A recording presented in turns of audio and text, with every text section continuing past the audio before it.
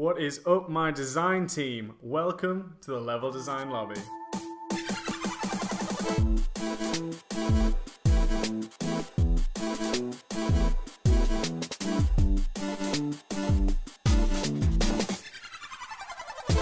Hey guys and girls, welcome to the Level Design Lobby with me, your host, who doesn't have the most, Max Bears. What does that slogan mean? I'm thinking about this. Who doesn't have the most? You know, it's I'm keeping myself humble. I like it. So that other smooth jazz, I've got to say smooth jazz, it's been in all my other episodes so far. Nice. The other smooth jazz voice that you're hearing caressing your ears right now. Wow, this got sensual real fast. Is my friend, YouTube star sensation, the magic man who will razzle dazzle you, Stephen Bridges. That's it. That's exactly how my last name is pronounced and written down. 4 B's, 2 R's, and then the G has got a hyphen on it. I occasionally put 3 R's and get in trouble for don't do that. So yeah, this one's a special one because we're going to be talking about how to stand out at university and how to make sure that you get that dream job that you want and, pull yourself further ahead from the competition. So I've brought Stephen with me. He's not a huge gamer, he's a casual gamer, but he's doing really well in his industry, and cross mediums, you can learn a lot from one another. I also brought him on because he won the award for Best Student at our university in, 2013? Whenever we graduated. I didn't graduate the same year as you. Oh yeah, we'll say, let's go with 2014, nicer number. Okay, so it sounds better on the ears. And like I said, he's a rising YouTube star now with over 115 subscribers. 110,000-ish. Okay, I'm going to go 115. I know, yeah. Don't make me have to scale it back. I prefer when people go 100,000 subs, and I can go, don't miss out those 10,000 people. Well, they're important. I probably by the time this comes out, you'll have gained more anyway. Well, fingers crossed. That's what we aim for. So, yeah, he's really succeeded in his field, and we met at university. So this is why he's on here, because we're both doing well, and I think it's important to have another person's opinion on this as well. And he's got some great insight on how to stand out as well. Yeah, I really think that we, quite quickly when we were at university, formed sort of strategies and approaches of how to get the most out of it, and then we just applied that stuff and it ended up working out pretty well, and you've landed some pretty sweet jobs, and then now I feel like I'm doing pretty good as well. So we thought it'd be great to break down our approach to uni, and people listening can apply this very easily. Exactly. Look, when we're talking about uni, we're talking about our experiences.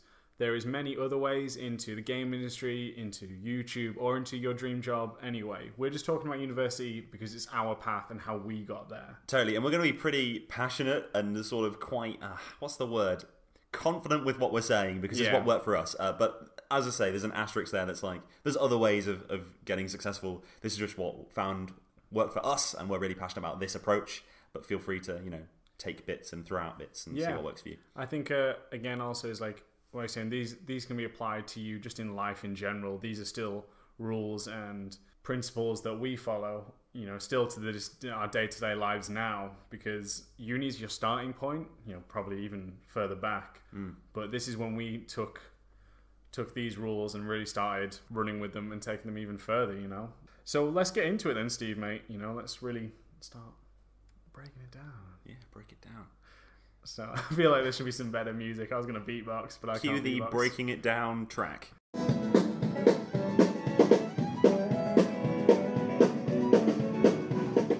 That was the breaking it down track. It's pretty good. It's pretty good. Short but sweet. Yeah.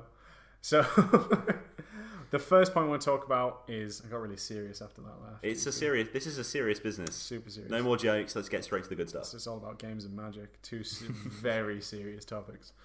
So, but anyway, the first point we want to talk about is networking. And networking is about communicating with others and building relationships with people in your industry. And it's one of those things which gets thrown around all the time. It's like, you should network. But I think we want to sort of talk about what that means and how you should do it in a way that's effective and why it can be effective. Yeah, I feel that you're right. It's a lot of, I guess, businessy suit kind of people say, network. What does it mean?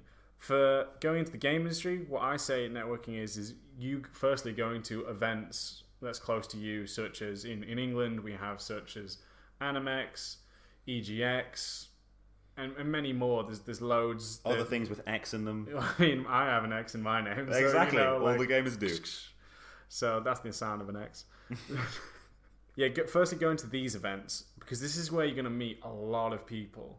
People who are as passionate as you are about playing games and as making games. So you should be going to these and listening to the talks there. That's super important, because you're going to learn and take away so much from them. Your big objective here is to learn and to meet as many people as you can, you know? Yeah, absolutely. And I think you should always approach networking not in too much of a selfish, what can I get out of this kind of way, although there's nothing especially wrong with...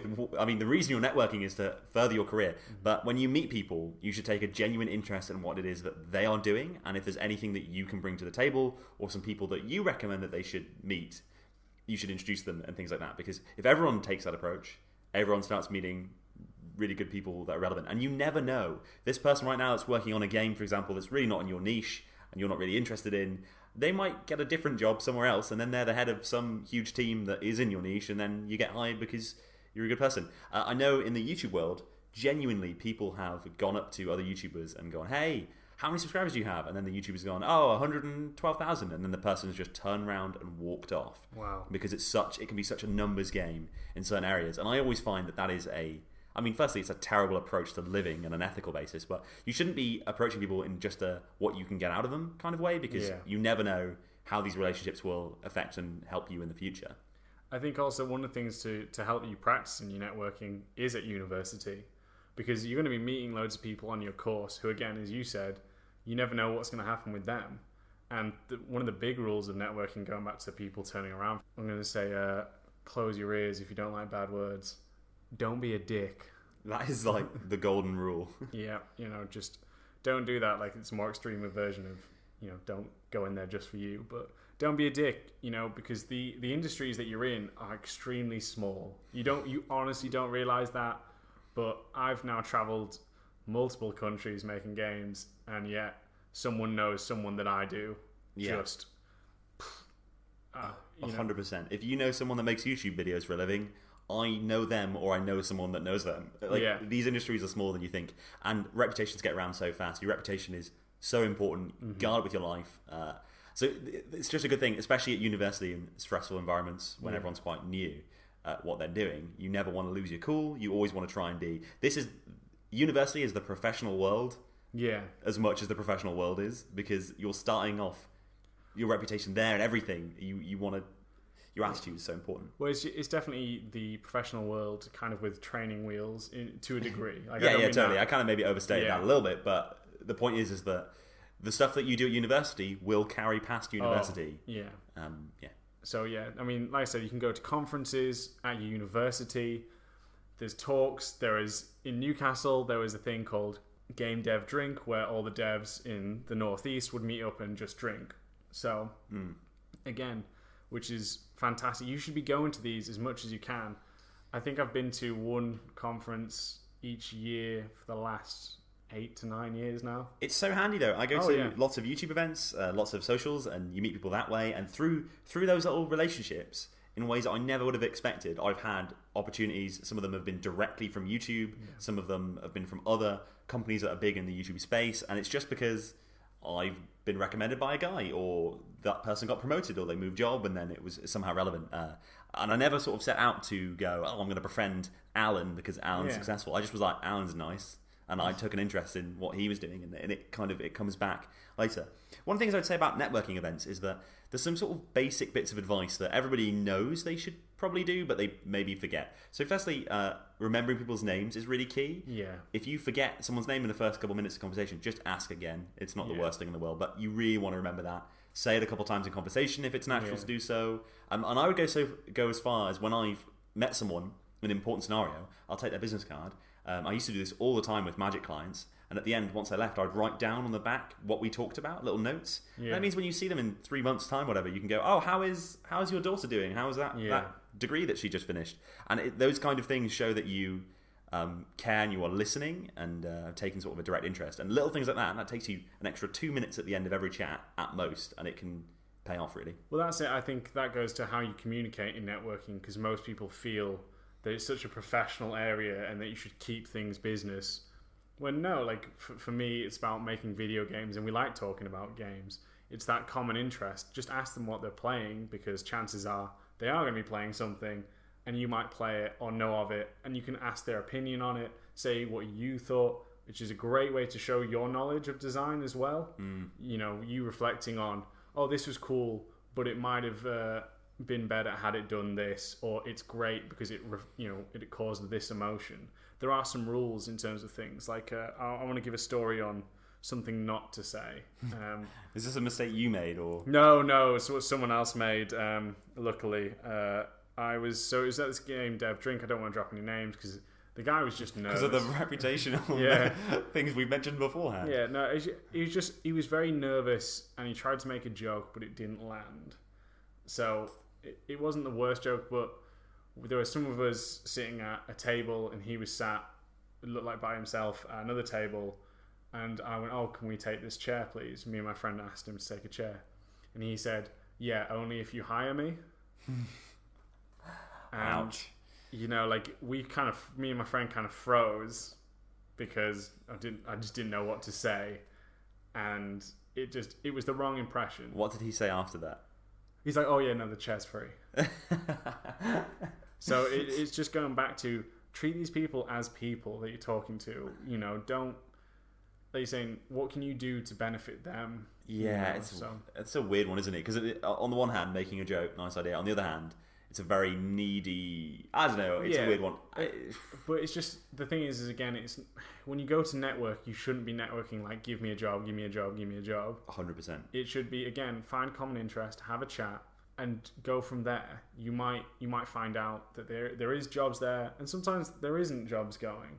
But if you make a good enough impression, that's how things will come together. Also, I want to get off the back of that and say, on top of that, following people on Twitter or whatever your social network is of choice in your industry. I know it varies a lot from industry to industry, but that can be a really good way of just lightly keeping in contact with someone, even if you just sort of favorite their occasional tweet, reply to their occasional tweet. It's a really nice way of lightly touching base and keeping each other in mind. I find that it's like really handy to do that. In the YouTube world, Twitter is the social network for YouTubers to keep in touch, and it's more of a thing than being friends on Facebook.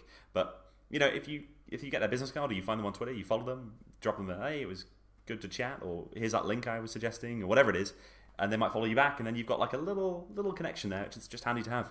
Oh yeah, I mean, I can give an example of what I did, which helped me stand out for one of my networking things. Was I found out a guy was coming to a conference to give a talk, and I had his book.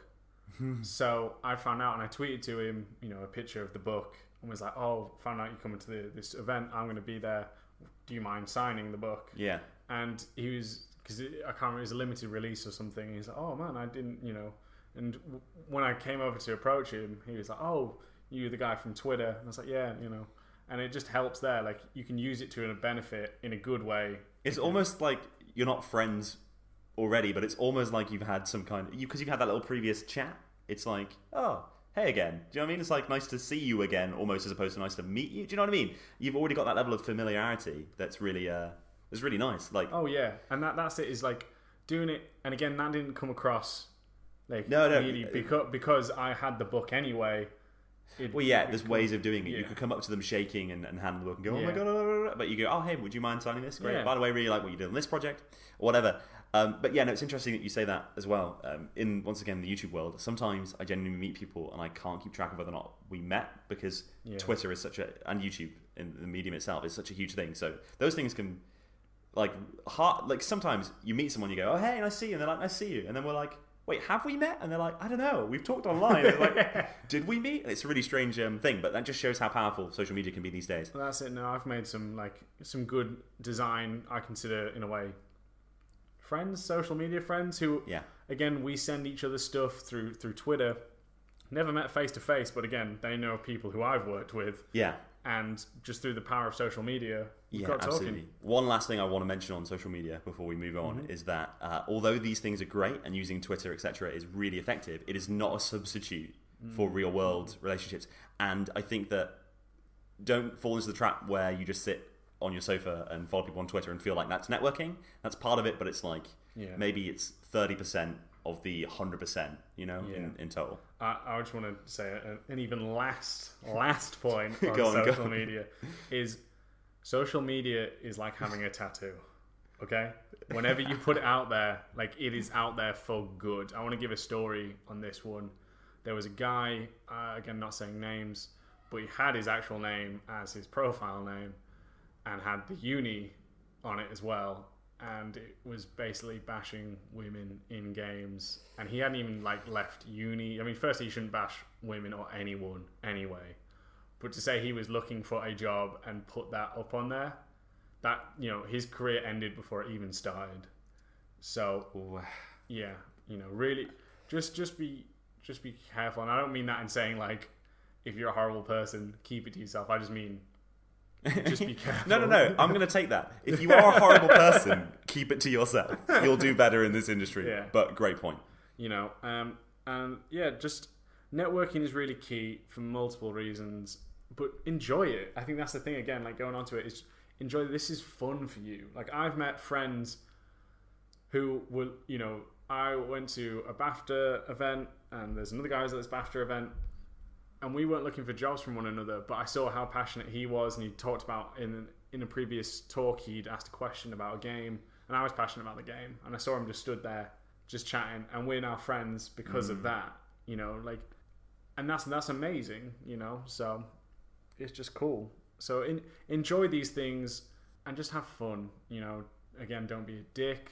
There's another, stress that one, and whatever you say on social media probably will come back to haunt you. Absolutely. So. Yeah.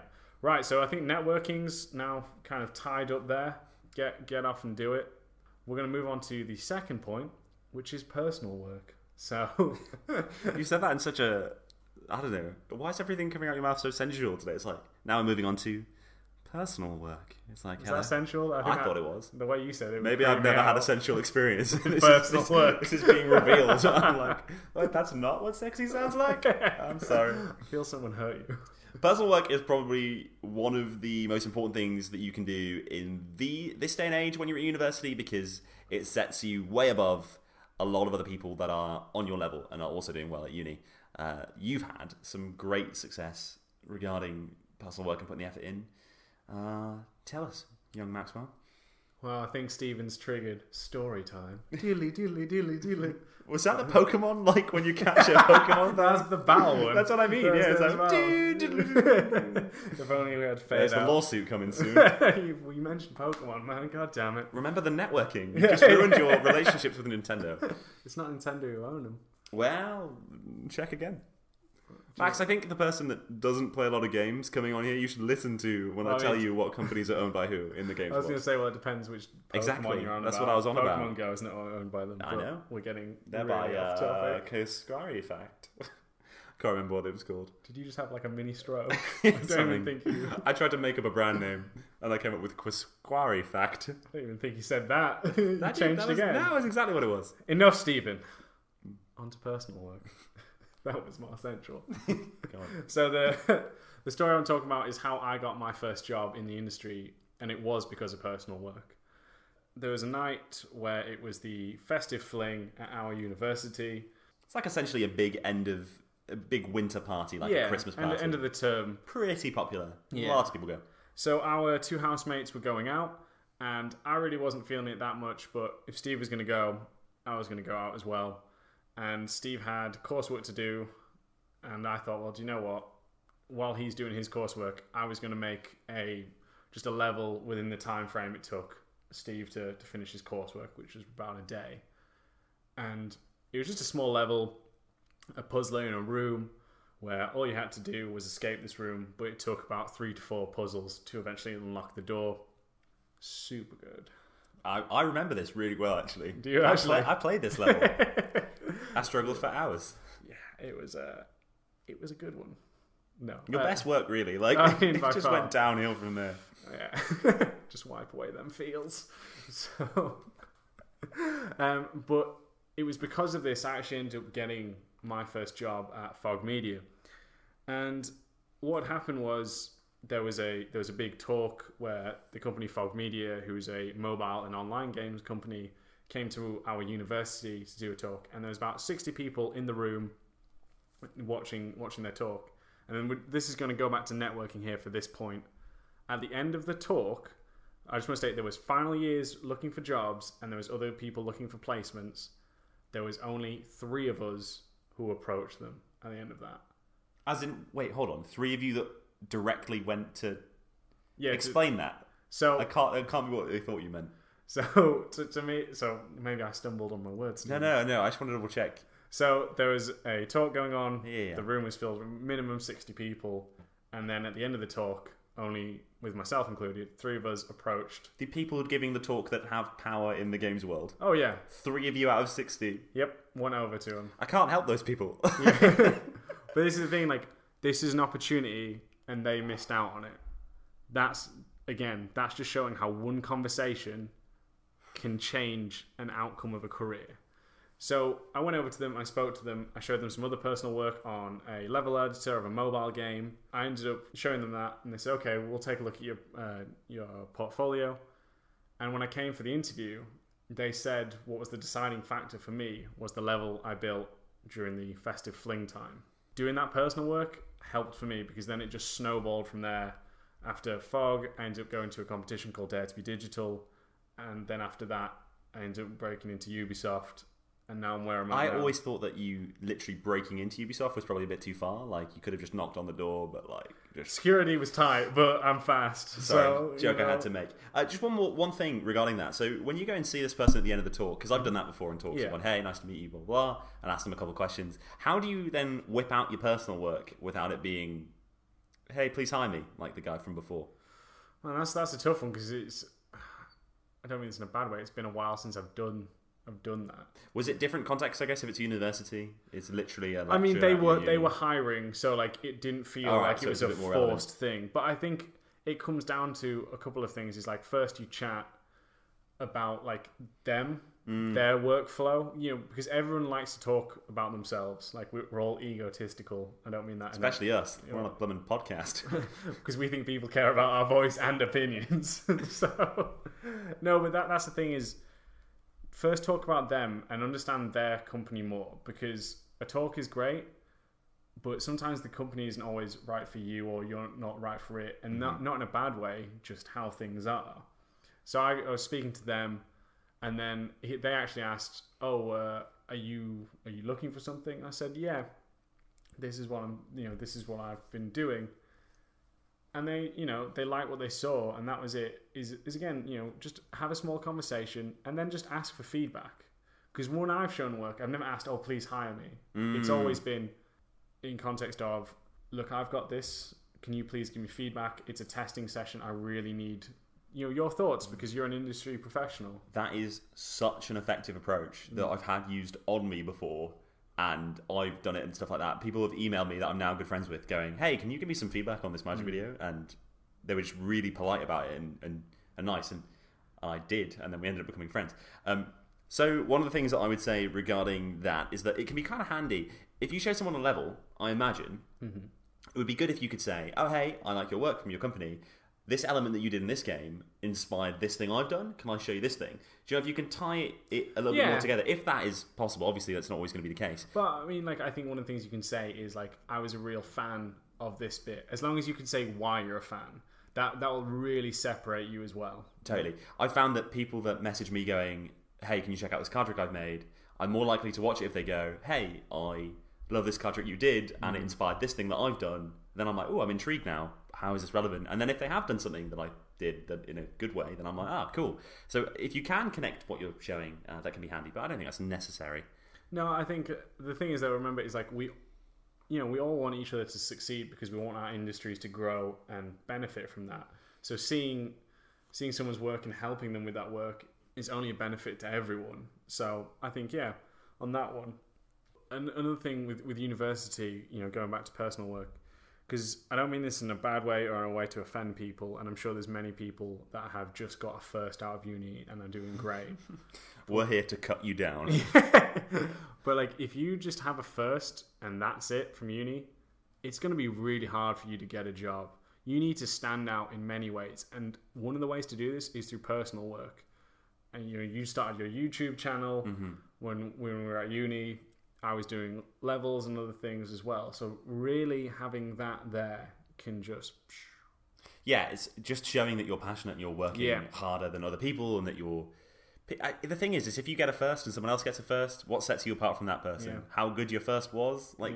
The only thing you've got left is personal work, really. And it does, as you've heard from Max's story, really make all the difference. I've got a friend that just graduated from a film degree, and she's now looking for an entry-level job running, essentially, because that's how it is right now. Like, it's tough. Degrees aren't worth as much as they used to be, to be perfectly honest with you. So you've got to think how you can hustle extra hard to make it work. Exactly. And I think the other thing that you struggle with, other than just having, say, the same level of degree as someone else, is also sometimes your portfolios are going to be identical, with tens of thousands, if not hundreds of thousands of people, because courses are very similar, not even just the people that are in your degree. There's courses across multiple universities which are identical. So you need something to stand out. And plus, if you love what you do, you should be doing this. Like right now, we're talking about games and YouTube because we love it, and that's why we're doing this, because we're passionate about it and we want to just keep doing what we do. Yeah, totally. I'd like to think that most people that are games designers are doing it for the passion. But it must be pretty hard. If you're working on something you don't like, then you can probably burn out pretty quickly. Yeah, but then again, if you don't like it, should you be going there? But that's what I mean. Like, our passion for what we do fuels our ability to work. Otherwise, there's no way we'd be able to put in the hours that we sometimes do. Who needs sleep? Not us. But going on to the next and the final point of this podcast is association. Do you want to kick that one? That wasn't the Nintendo theme. That was just my theme. That's the theme that comes across every time someone says association. Yeah. It's almost like a mystery play. So association, kind of a similar-ish thing to networking, but I think that everybody knows this, but whoever you're friends with, whoever you hang around with, will affect your life in a lot of ways. If you hang out with people that are really driven, it will just rub off on you. I never hit the gym in my life, and then I moved into a house with you and Dave, who were just gym, and Cam, and Nick, who were just gym fiends, and then started hitting the gym because the environment motivates you. We've seen it happen with friends we've had when they've moved in with the wrong people, and their motivation's gone downhill because who you associate yourself with, like your 5 closest friends, that's a representation of you and who you are. So you need to pick and choose who you hang out with a lot, because if you don't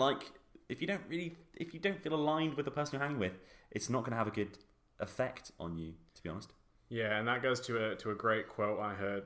I wish I remember who said it, but this is not a Max Pear's original, sadly. But it is you can tell a lot by a lot of someone just by getting to know their 3 friends. Because that you can tell that A, they don't have many friends, and B, they've got one more than I have. Yeah. You have another friend? Who was your other friend? We're going to talk about this online, Steve. The other thing with the association I want to talk about is, like, if you're the best out of your friend group, then you're probably going to be struggling to grow, really. You want something, as Steve said at the beginning of the podcast about us, is the kind of an accountability buddy. Mm-hmm.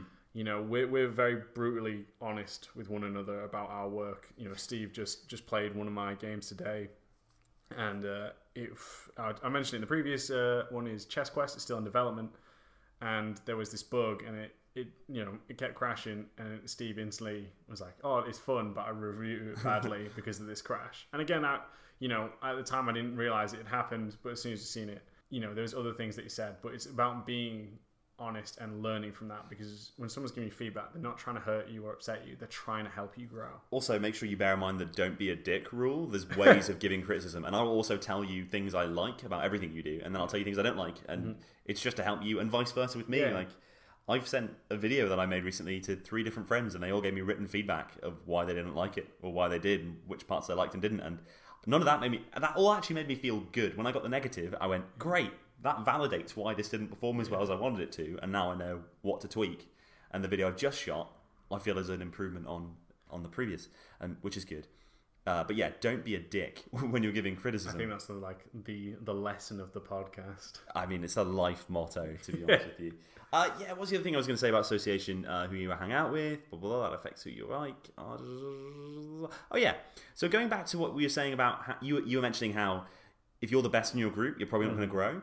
This is a weird example, but it totally works. I play quite a lot of pool, and I always find that if I'm playing a friend, and I'm playing a lot of pool with a friend that isn't that good, my ceiling for how good I am is a little bit lower. But if I'm playing someone better than me, I play a better game of pool. I've noticed this. I've played pool for lots of years, and the players, semi-professional career. It's my other life.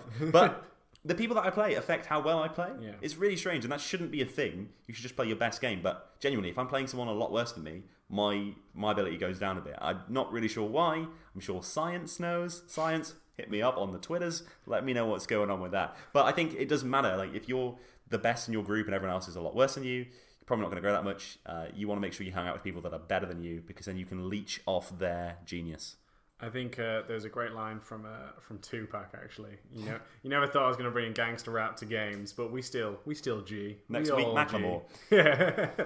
And his line was that he would be friends with someone and learn what made them great until they were great to him no more. So make friends, and once you're better, cut them off. He didn't say he cut them off, and nor do I saying that, but just that thing of you're going to learn something from someone and just learn as much as you can. And one way to tell if you're better than someone, I don't mean like this, but like if they're going to be useful in terms of helping you grow, is when you ask for feedback. And if they say, "Oh, everything's good, don't change a thing," I get really annoyed when I've sent off something, because I know something can be improved upon. I just can't see it, but I know deep down there's something that needs to change. And when someone's like, "Oh, it's all good," that rattles my cage. Yeah, I agree. I mean, where do you go from there? Yeah. That's the worst thing, especially if you know. Yeah. If something didn't do as well and you know there's something missing and they're like, "No, I liked it." I'm like, "Well, why didn't it work? Yeah. Why is it off?" Yeah. So I think also piggybacking off that is like, if you don't like something, make sure you say why. One of the worst things with feedback, again, me saying it, is, again, cover those sweet ears because I'm about to swear, is if someone just goes, "Oh, it's shit," and then that's their end comment, it's not worth listening to them, in my opinion. Like, it's shit because of this, or it would work better if you did it this way, Yeah, I think people, constructive criticism, and they say they ignore criticism that isn't constructive. However, if a lot of people tell you your game is shit, it's not constructive, but it's still useful. I mean, it's still valid. But I know what you mean. You don't want those people in your immediate circle for feedback, because they're not going to tell you anything. Also, I'd also be kind of cautious who you listen to regarding feedback. Like, if I give you feedback on a game, you still got to be like, well, actually, you're more qualified than I am at games.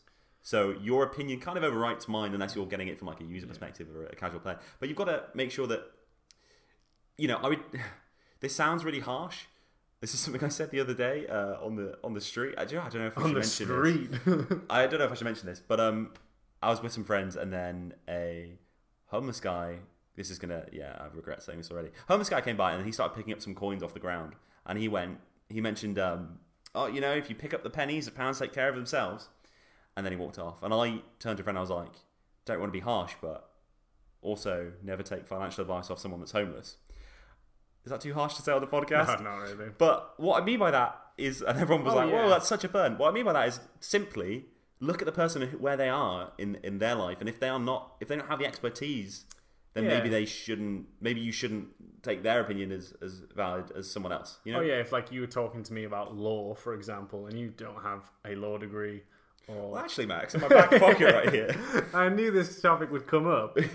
But it's that sort of thing, which, again, it's a valid point. Just be careful. And this is the thing where people that you work with in general, if I need law advice and I speak to a lawyer and I disagree with the lawyer, I'm still going to trust that they're right, because they're the lawyer. And my job is to do the card tricks. So I just would say, be cautious of who you ask for feedback, but then make sure the people that are in your circle giving feedback are people that are either better than you or on your level, and that they are giving it in a constructive way. Yeah. So to sum up that really is, for making sure that you are not the best in your circle, don't be a dick, again. look for feedback. Yeah, just don't like insult homeless people randomly in front of your friends. Yeah, it's rule one. I was going to say that he said that, not me. Don't take Level Design Lobby loves all people. Bad jokes aside.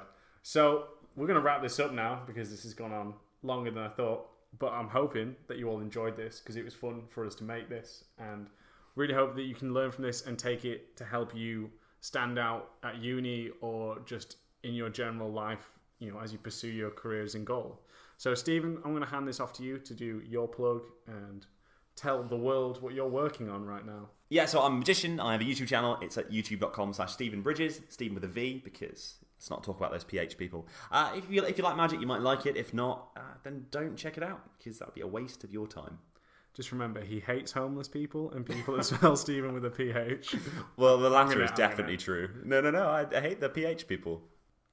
And yeah, I hope you guys like it. And to show your support, please subscribe to the podcast and share it out to others. Because we want to build this design team and we just want to help each other grow and get better and push the industry forward. If you want to hit me up on Twitter and let me know your thoughts on this episode, then do so at MaxPairs. If you want to see my work, then please check out maxpairs.com. So thank you very much, guys, for listening. Take care, and we'll see you later.